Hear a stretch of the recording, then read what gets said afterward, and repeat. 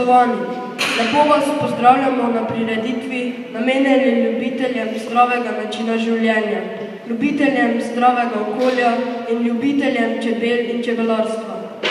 Odgovorila bova na nekaj najpomembnejših vprašanj povezanih z današnjim dnem. Kaj je tradicionalni slovenski zajtrk?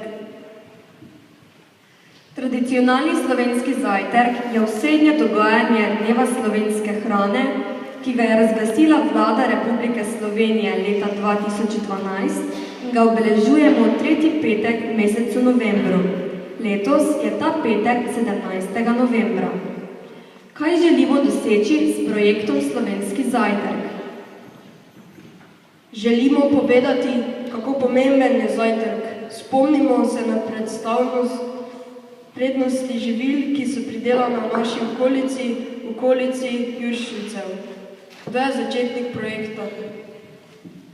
Slovenski tradicionalni zajtrk se je začel na pobudo Čebelarske zveze Slovenije pred 11 leti kot medeni zajtrk, ki je do danes prerasel v nacionalni projekt. Kaj je prinesel tradicionalni zajtrk? Vse več otrok in odraslih zajtrkuje. Pomembno je upadlo uživanje sladkih gaziranih pijač. Več pojemo sadja in tudi zelenjave. Z medenim zajtrki in promocijo lokalne hrane nas posnemajo tudi po Evropi. Slovenski čebelarji si prizadevajo za razglasitev Svetovnega dneva čebel. Danes bodo glasovali o tej slovenski pobudi. Svetovni dan čebel svet razume kot dejanje poguma in majhne države. Zakaj je prav, da bi imeli Svetovni dan čebel? Zakoni, ki veljajo v čebeljih družinah, so lahko zgled za vse nas. Spoštovanje, pripadnost, odgovornost do lastnih in skupnih nalog so temelji za njihovo preživetje. In so temelji za preživetje narave. Prej, ko bomo to spoznali tudi ljudje, večja je možnost, da rešimo ta naš svet. Naslednje vprašanje je, kaj o tradicionalnem slovenskem zajtrku menita ravnateljica naše šole, gospa Jelka Svenček, in župan naše občine, gospod Alojz Kavčič. Predajamo vama besedo.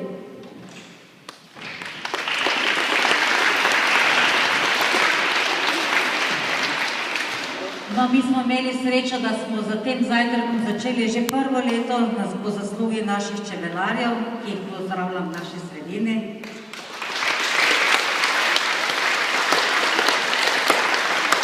Imamo pa tudi veliko srečo, da imamo okoli nas lokalne pridelovalce hrane, s katerimi dobro sodelujemo, zato imate tudi vi, učenci, srečo, da lahko jeste zdravo hrano iz vaše okolice. Bi pa vseeno malo za mogoče naslednje leto, zdaj, ko je urejen trg spodaj, bi lahko naslednje leto pa še naredili promocijo lokalno pridelane hrane za cel dan, da bi lahko tudi starši in pa vsi občani videli, kaj vse se pridela v Juršinci, in to je pa sigurno najbolj zdrava hrana, ki pride direktno od pridelovalca do porabnika. Tako da ta hrana sicer mogoče malo dražja, vendar zdravje pa je neprecenljivo. Prosim še gospoda župana za pobudo, da potrdim mojo idejo. Ja, čudovita je ideja od tistih ljudi, ki so se spomnili tega, da se ta medeni zajtrk razširi na celotno Slovenijo, na vse šole. Potem še ena druga dobra ideja je bila takrat, ko smo posadili 50 lip v Juršincih. Te bojo nekoč dajale zatočišče, pa tudi cvetele bojo za to, da bojo čebele nabirale pri nas med. Po drugi strani pa moram povedati, da smo mi kot občina, kar se tiče čebelarstva, zelo razpoznavni tudi na zven. Imamo zelo dobre čebelarje, imamo kar veliko čebelarjev, imamo lepo urejene čebelnjake in spodaj v krožišču imamo tudi prostor, ker lahko postavimo stojnice kadarkoli in tam lahko seveda naši čebelarji ponujajo čebelje izdelke, ne samo med.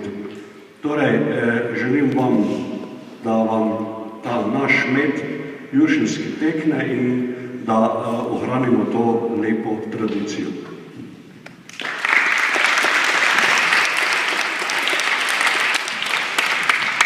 Hvala za vajne besede. Že lansko leto smo po vsej Sloveniji zapeli znano Slakovo pesem Čebelar. Tudi letos smo se vključili v najštevilčnejši slovenski zbor. Vabimo vas, da zboru osnovne šole Juršinci vsi pomagamo zapeti to pesem.